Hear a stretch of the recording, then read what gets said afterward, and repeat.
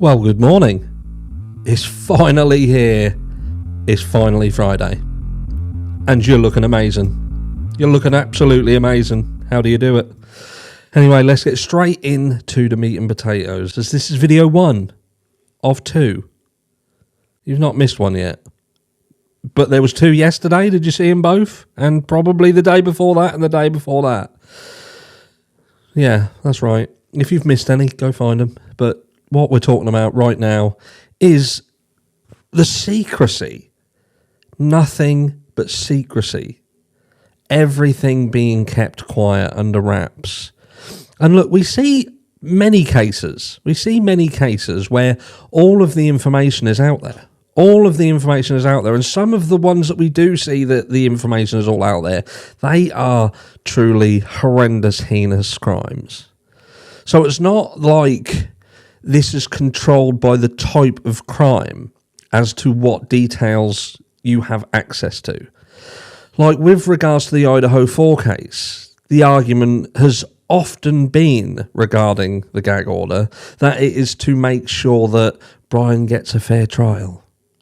We're protecting the integrity of the case. The integrity of this case and the likelihood of Bryan Kohberger getting a fair trial is like closing the stable door after the horse has well and truly fucked off into the sunset. That is not likely to happen. So who is the gag order truly protecting? What is it protecting? What is this gag order truly protecting?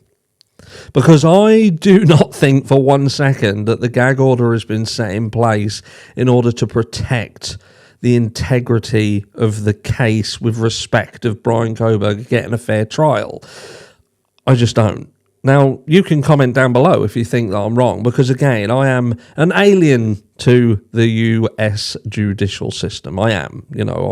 I'm not a professional. If you want to listen to a professional, go see Mr. Gorgeous Tragus, and he is a professional. I am simply someone who has an opinion, and I find a lot of what happens in the US, especially around your judicial system, fucking bizarre. I just don't understand it. I don't get it. The UK system is completely different. And yes, we do have a messed up system in our own rights, but the US one takes the biscuit. Completely takes the biscuit. Now, the Idaho 4 case, we hear that there is yet another secret hearing. One of these that nobody knows what's going on. Nobody's likely to know until after, if they decide to let anybody know. Who knows? And the funny thing is, I get it. Do you know what I mean? I get it. They're not obligated to let the public know everything. They're not. But I still have to wonder why so many things are being kept secret. You can't just say it's to protect the integrity of the case when the integrity of the case is shot to bits. The media are still talking about it. The media, because of the gag order, are making up shit that is just false.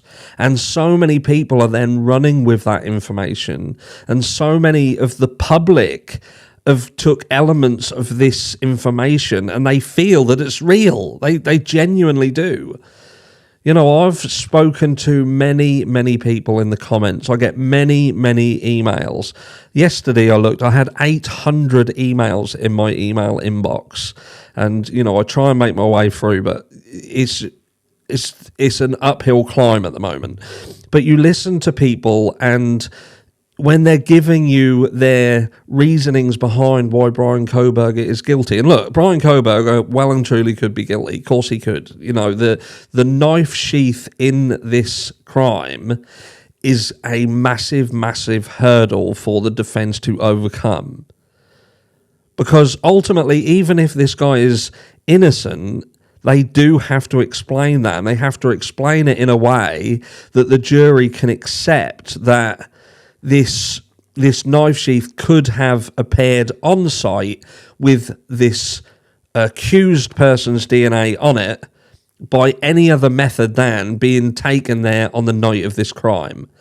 And that's a 50-50 gamble. Someone's either going to accept that there's other possibilities, or people are going to very quickly make their mind up, like many people do in the comments, and they're like, Well, it's obvious how it got there. He went there, he did this crime, he dropped the sheath. And when I say drop the sheath, and what he did was a leather sheath. So leather sheath, leather is incredibly porous. It's got no other DNA on it, apparently. It's got a single source DNA found on the button snap that just so happens to be found right next to, almost underneath, one of the victims. The only thing that was missing from that was a fucking bow, a ribbon. It was a gift. And look, do gifts happen? Yeah, of course they do. We all get gifts all the time. Us lucky ones. But it was a gift. But then you've got the other side of the fence who'll be like, hold on a second, that just seems too fucking good to be true. Too good to be true. I don't buy it. But then if you're going down that route, then you've got to consider the likelihood of someone placing this there to place Bryan Kohberger there. We see issues with the car on the CCTV, the sunroof conundrum. We see that Ann Taylor has stated the fact that her client's car was basically wrongfully picked out. But why is there so much secrecy? Why is every single meeting done behind closed doors? Well, I say everyone, that's a bit unfair. Some of them have been brought to light. But then when you go into them hearings and you listen to them, half of the time they don't turn out doing what they're supposed to be doing in the first place. And they're a little bit... You could almost say that half of these things, they don't even need to happen. Because what should be happening is a guy gets charged with a crime, the prosecution say, we're charging your client with a crime, and that's the information, that's the evidence, that's what we're using, that's why we believe he did it, and then the defence looks at it, they build their case, it goes to trial, and the rest is fucking history. But this just hasn't worked out that way.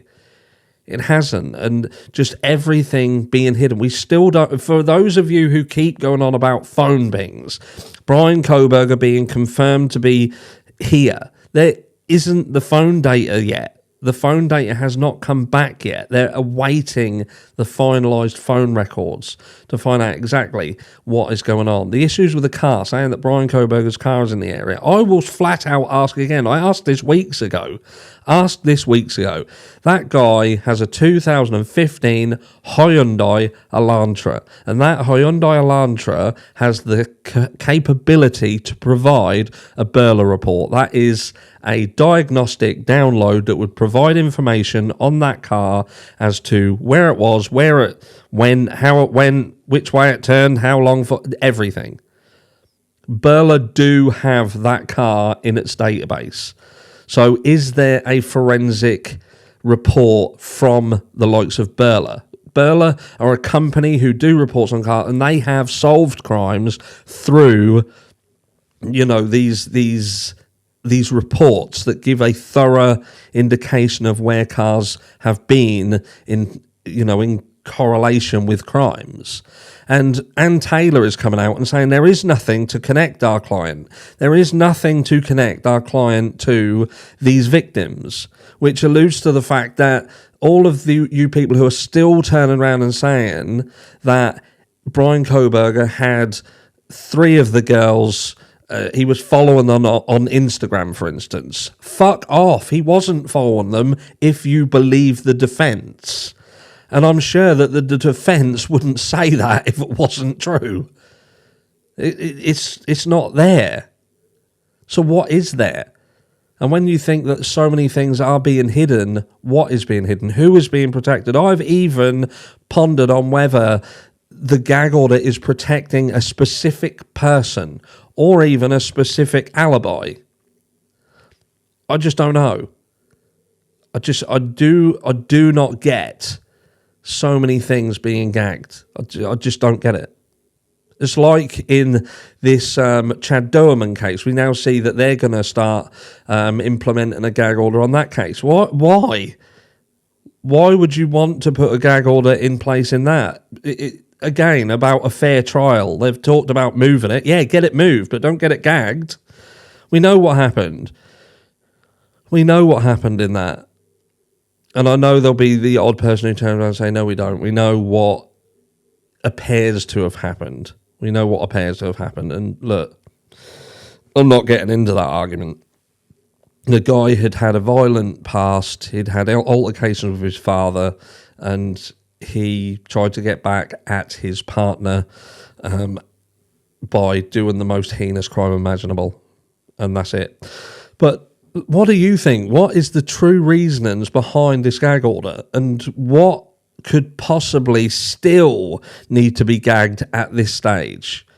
We're already seeing so many other things being hidden and kept from the public anyway. What else is there left to be hidden?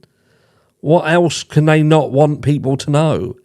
If indeed later on they're going to be letting cameras in the courtroom, why so much restriction on this case when there are so many things that seem to be problematic when you look at it? The time frame, the fact that law enforcement weren't called for hours and hours, these recordings floating about, the fact that it would appear that the car is not Bryan's car. Why is this guy still sitting in here?